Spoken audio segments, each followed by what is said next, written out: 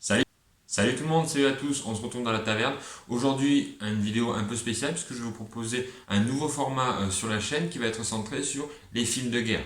L'idée, c'est de partager des films de guerre que j'ai appréciés ou qui sont particulièrement connus ou parfois peu connus, mais qui sont aussi intéressants, que ce soit par la réalisation, que ce soit par le côté innovant qu'ils ont eu pour l'époque. Voilà, donc je souhaitais traiter des films de guerre parce que j'avais déjà traité sur mon blog des peintures de guerre.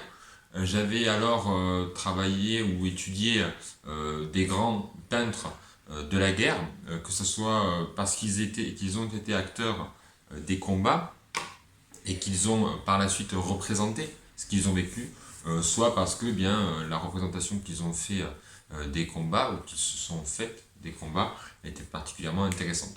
Donc ayant fait un peu ce travail sur les peintres, je souhaitais maintenant peut-être un peu partager la thématique de la guerre, mais autour du cinéma. Et je pense que YouTube était un format assez intéressant de ce point de vue-là. Un petit peu chaud était. L'idée en fait dans les films de guerre, c'est pas forcément de travailler la véracité historique des films de guerre, ce qui est possible ou ce qui n'est pas possible, ce qui est bien fait ou ce qui n'est pas bien fait en tant que représentation historique. Je vais le faire, mais c'est pas que ça le propos. Le propos, c'est aussi de s'intéresser à l'œuvre en tant que telle et aussi comment elle peut être caractéristique d'une époque et d'une vision que l'on a de la guerre en fait, qu'on se représente de la guerre. Et ainsi un peu comparer les époques. Il est évident actuellement qu'on ne se représente pas du tout la Première Guerre mondiale comme on se l'a représenté à la sortie de cette Première Guerre mondiale. De même que la Seconde Guerre mondiale. Donc en fait, voilà, il y a des thématiques actuelles parfois qui viennent s'insérer dans les films et qui permettent une nouvelle lecture, ou parfois des avancées historiques permettent de redécouvrir ou de revoir les guerres par un nouveau prisme, par un nouveau jour. Donc voilà, c'est ça un peu qui m'intéresse. Et pour aujourd'hui, j'ai décidé de commencer avec la guerre du Vietnam, mais pas un des grands films de la guerre du Vietnam, mais un petit film assez méconnu, selon moi, c'est Tale to the Spartan ou Le Merdier de Ted Post. On va voir pourquoi ce film est assez méconnu, mais pourquoi il n'est pas dénué pourtant d'intérêt. Allez, c'est parti. Donc on va partir sur l'aspect un peu historique, avec une remise en contexte de la guerre du Vietnam. Je pense que tout le monde y est à peu près. On a les accords de Genève. Le Vietnam est séparé en 1954. Le Vietnam est séparé en deux parties. Le Nord, Viet Minh, et le Sud, donc communiste. Et le Sud, démocratique. Donc le Nord avec Ho Chi Minh, au Sud, Diem. Donc au début, il y a des encadrants, des officiers qui vont former l'armée sud-vietnamienne. Parfois je dirais coréenne, mais je me trompe en fait. C'est vietnamienne. Donc, à peu près 600 hommes, 600-700 hommes au début, qui vont encadrer l'armée du sud-Vietnam. Et on va arriver en 1963 à quasiment 16 000 hommes. Hein. Par exemple, en 63, en 62, sous couvert de mission d'entraînement, 149 hélicoptères et 73 appareils américains effectuent 2043 sorties. Donc là, en fait, on est déjà dans une implication américaine qui n'est pas totale, mais qui vraiment soutient l'armée vietnamienne du Sud contre le Nord, qui fait de plus en plus d'incursions au sein du territoire du Sud, en fait. Et qui crée donc une guérilla qu'on va retrouver tout au long du conflit. Et en 1965, c'est l'année du film. Et je vais m'arrêter là. Et là, c'est intéressant, parce qu'on sait très bien que la guerre du Vietnam va durer, évidemment, que par la suite, il va y avoir un investissement beaucoup plus important de l'armée américaine, qui va augmenter ses effectifs au Vietnam, qui va quasiment être la force la plus importante. N'oublions pas quand même l'armée du Sud-Vietnam, mais tout de même rien à voir avec ce qu'il y a avant 1965 en fait. Donc ce qui est intéressant dans ce film de Ted Post, Le Merdier, ou Tale to the Spartan, c'est qu'en fait, on va s'intéresser à avant l'arrivée massive des troupes américaines, et donc c'est des Américains qui encadrent des Sud-Vietnamiens. Et ça, je trouve ça assez intéressant, ce qu'on ne retrouve pas forcément dans les autres films, où c'est plutôt, on voit ce qui est mis en avant, c'est l'armée américaine. Il faut voir quand même que celle qui a le plus subi de pertes et le plus participé au combat, c'est l'armée sud-vietnamienne. On a tendance parfois, lorsqu'on regarde les films américains, à l'oublier qu'il y a des soldats vietnamiens qui combattent, et c'est eux la principale force de combat. Donc, on se situe plutôt au début de l'engagement américain dans la guerre du Vietnam, et c'est ça qui est intéressant dans ce film de Ted Post. On passe donc au réalisateur et aux acteurs, avec d'abord le réalisateur, Ted Post. Tu t'en es douté, c'est pas le plus grand réalisateur du cinéma américain, sinon t'en aurais entendu parler. Bon, le mec a quand même une petite carrière dans les séries, Columbo, Twilight Zone, et surtout Rawhide, c'est la série qui a fait connaître Clint Eastwood. D'ailleurs, les deux sont potes. Il va réaliser un ou deux Inspecteur Harry. Voilà. C'est lui aussi qui lance Chuck Norris. Première apparition de Chuck Norris au cinéma. Pas mal le type. Hein. Et c'est aussi lui, il me semble, qui réalise le deuxième épisode de La Planète des Singes. Tu sais, avec la fin What the fuck, là tu ne comprends rien. C'est lui. Voilà. Donc en 73, plusieurs films, des films d'horreur, des comédies, tout ça, pour arriver en 78 avec Tale to the Spartan. Alors, le deuxième incontournable de ce film, c'est l'acteur principal, Burt Lancaster. Alors Burt Lancaster, c'est quand même à l'époque déjà un petit papa du game, il a commencé sa carrière dans les années 40 en tant que beau gosse sportif, il était un ancien sportif, et donc il joue des rôles aussi dans le beau gosse, le sportif, et dans les westerns d'après-guerre. On le retrouve dans Veracruz et Règlement de compte à Hockey Corail. Donc déjà en 78, Burt Lancaster, c'est quelqu'un qui a une petite carrière qui est posée, et surtout c'est quelqu'un qui est engagé. En effet, Burt Lancaster, il s'est engagé tout au long de sa vie pour, par exemple, le droit des Noirs américains, et là, il s'engage totalement aussi dans ce film, qui est l'un des tout premiers à traiter de la guerre du Vietnam et à avoir une critique de la guerre du Vietnam. On y reviendra après. On continue avec les acteurs, avec le Mark Zinger, l'acteur dans V. V, cette série, tu ne connais pas? V, c'était une série donc, des années 80-90 où c'était des envahisseurs qui venaient et qui étaient en fait des sortes de reptiliens qui s'ouvraient la peau comme ça et en fait, ils bouffaient les humains. Voilà. Ça te rappelle un peu des théories qui circulent, Terrorisé par son aspect, ça c'est évident, quoi.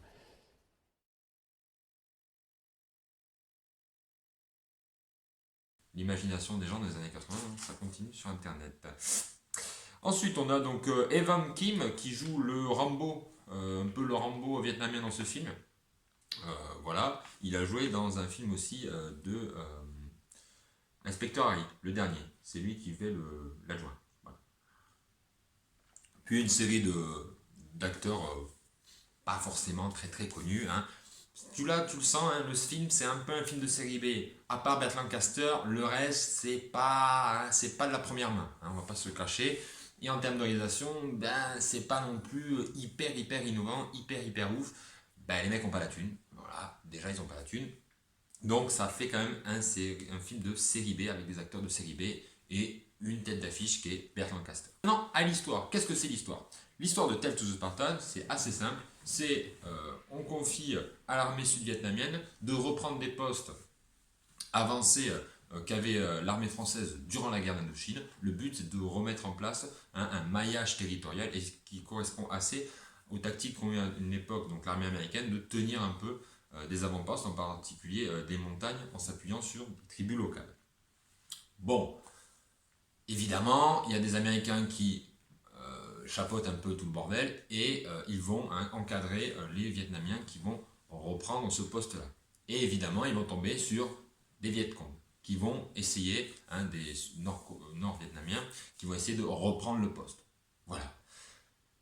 Ce pitch-là fait, on va maintenant s'intéresser aux personnages un peu type qu'on va retrouver un peu dans tous les films sur la guerre du Vietnam. Voilà. Donc évidemment, il y a un peu l'archétype du bleu, de l'idéaliste, du vétéran qui a fait toutes les guerres qu'on peut plus et qui trouve que c'est de la merde et qui aime pas tuer des gens, mais bon, merde quoi. Il y a aussi ce qui est assez intéressant, c'est le vétéran Viet Cong. C'est une sorte de Rambo, il a le bandana et tout. Il torture des types et il dit voilà, il prend. C'est un personnage assez trash, on va dire, puisqu'il n'est pas du tout il va se confronter souvent en fait au bleu et à l'idéaliste en mode mais tu sais les gars il faut tuer les Viet Cong et l'autre qui sont plus dans la recherche de compréhension des populations locales. Pour autant, il n'y a pas un manichéisme en mode oui, il y a les méchants, oui, il y a les gentils, puisque on s'aperçoit que souvent, hein, et c'est ce qui va se passer, lorsque l'idéaliste va recueillir une villageoise vietnamienne, et bien cette dernière va se retrouver être en fait, il la prend sous son aile en mode affection, mais il s'avère que c'est une Vietmine, et qu'elle va participer ensuite, et je crois qu'elle le tue, ou elle tue quelqu'un, en tout cas, elle va participer en fait à permettre aux Viet de prendre l'assaut sur le camp. Et donc, de ce point de vue-là, c'est assez intéressant un peu comment dire, l'opposition qu'il y a entre, voilà, évidemment, idéalistes et les mecs qui ont un peu plus de bouteilles. Il y a le vétéran qui a fait plein de guerres, qui finalement n'arrive pas à sauver les troupes et qui va sombrer dans la folie. Ce qui est intéressant là, c'est qu'il ne va pas sombrer dans la folie envers les populations locales, mais envers lui-même. Ça, c'est pas mal. Autre personnage intéressant, Burt Lancaster. Burt Lancaster, il fait un peu le mec qui chapeaute tout de loin, qui essaye d'aider les gars, puis au final, il s'implique vraiment et il va sur le terrain. Et jusqu'à se mettre totalement à nu. Si tu as vu le film, tu vois ce que je veux dire. Et ça, c'est assez intéressant pour quand même un mec qui a une carrière assez posée. Faut dire qu'il pouvait pas faire beaucoup de scènes, il s'était pété la jambe, il pouvait pas marcher. Donc il faisait un peu le minimum syndical et ça se voit qu'il botte un peu dans certaines scènes. Autre chose intéressante, je trouve, c'est que Burt Lancaster va aussi être en relation avec l'armée sud-coréenne. Hein, il va à un moment pour avoir un soutien aérien. Je prends un peu mon poster. C'est pas un soutien aérien, mais pour avoir le soutien de l'armée sud-vietnamienne, je crois que c'est en termes de munitions, en termes de troupes, il va aller voir un général sud-vietnamien et on voit un peu la corruption qui peut régner au sein de l'armée sud-vietnamienne, ce qui était le cas à l'époque, hein, puisque le régime de Dien était un régime dictatorial et l'armée sud-vietnamienne était aussi, elle, corrompue énormément, et ce qui va aussi poser des problèmes pour essayer de pacifier ou du moins de reconquérir certains territoires. Donc là c'est intéressant, c'est ce qu'on voit pas assez, je trouve, dans les autres films qui traitent de la guerre du Vietnam, c'est ce côté un peu sud-vietnamien qui est mis en avant, je trouve.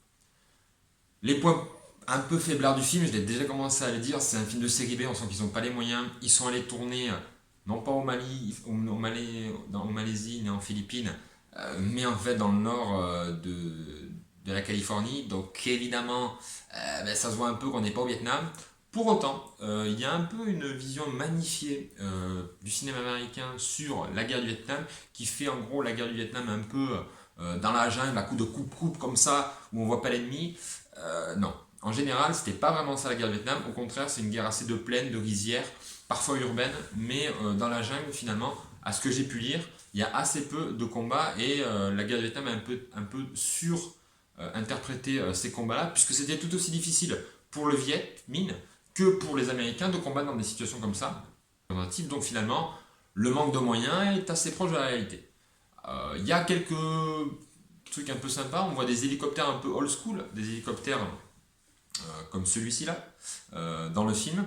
On voit aussi certains militaires qui sont habillés en mode français, qui n'est pas du tout le camouflage des Américains à l'époque, mais bon, je pense qu'ils ont un peu fait ça à l'arrache, ils n'avaient pas non plus peut-être de conseiller du côté des uniformes. L'autre point un peu négatif du film, hein, comme je l'ai dit, c'est le côté série B, c'est le côté manque de moyens, les explosions, tout ça. Voilà, les combats, c'est pas les plus gros combats que tu pourras voir, et dans ce cas-là, évidemment, d'autres films, hein, je pense à Apocalypse Now, je pense à Voyage au bout de l'enfer, ou encore Platoon, de ce côté-là, représentent bien mieux les combats que Tale to the Spartan. Voilà. Donc j'ai fait un peu le tour du film. Quoi qu'il en soit, même si c'est un film de série B, qui a beaucoup de manque de moyens, et ben c'est un film qui a plusieurs points positifs et qui surtout est le premier en fait. Ça va être le premier de ces films qui vont apparaître à la fin des années 70 et qui vont former une critique de la guerre du Vietnam. Alors certes, avec peu de moyens, mais il est un peu le précurseur d'une série de films qui va sortir dans ces années-là, et de ce point de vue-là, il est intéressant. Il est intéressant aussi parce que vraiment, ça montre qu'un acteur, Burt Lancaster, s'est vraiment impliqué à fond. Il faut dire que le type, il a quand même financé les 3 dernières semaines de tournage parce qu'ils n'avaient plus une thune. Ça pose un peu le gars en termes de je m'investis dans mon film. Hein, voilà. Donc, de ce point de vue-là, c'est un bon point. Et c'est un bon point aussi pour voir que bien, l'ensemble du cinéma américain à l'époque est touché par cette idée en fait.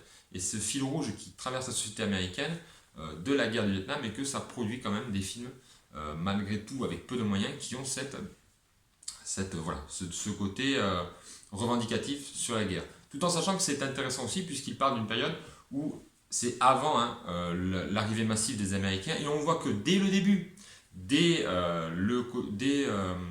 le début du conflit et l'implication des Américains, on sent déjà ce qui va causer la perte des Américains, c'est-à-dire le côté hors sol, le côté guerre civile dont ils ne parfois n'ont pas tous les tenants et les aboutissants. Il y a ce personnage du mathématicien là, de l'armée américaine qui prévoit les attaques avec des schémas, des trucs rouges, et ça, fait un peu ça donne un peu ce côté hors sol de l'armée américaine qui est trop professionnelle peut-être, je ne sais pas, pour cette guerre. Voilà. Pour cette vidéo, je me suis appuyé de La guerre du Vietnam de John Prados, traduit de l'anglais par Johann Frederick L. Gage, ainsi que J'ai vécu la guerre du Vietnam, 61-75, des témoignages recueillis par Lade Sowain. Ensuite, je me suis appuyé de Les Américains et la guerre du Vietnam de Jacques Porte, paru en 93, ainsi que du numéro Guerre et Histoire consacré sur la guerre du Vietnam. Voilà. Voilà, j'ai fait le point sur l'ensemble de ce que j'avais à dire sur Tale to the Spartan, le merdier en français. N'hésitez pas à me dire en commentaire ce que vous avez pensé du film, si vous l'avez vu, et si vous le voyez après cette vidéo, bah, dites-moi aussi ce que vous pensez. Likez, partagez, dites-moi quel type d'autres films pourrait un peu m'éclairer sur la période. Voilà, c'est vraiment une idée de partage. J'ai déjà des idées pour les prochains films que je vais faire. Parfois aussi, je ferai des films un peu review qui sortent au cinéma. Les vidéos seront peut-être un peu plus courtes, parce que je ne peux pas m'intéresser à toutes les périodes de l'histoire des films qui sortent au cinéma. Mais bon, on va un peu partager cette thématique comme ça ensemble. Voilà, on se retrouve très vite dans la taverne. Ciao.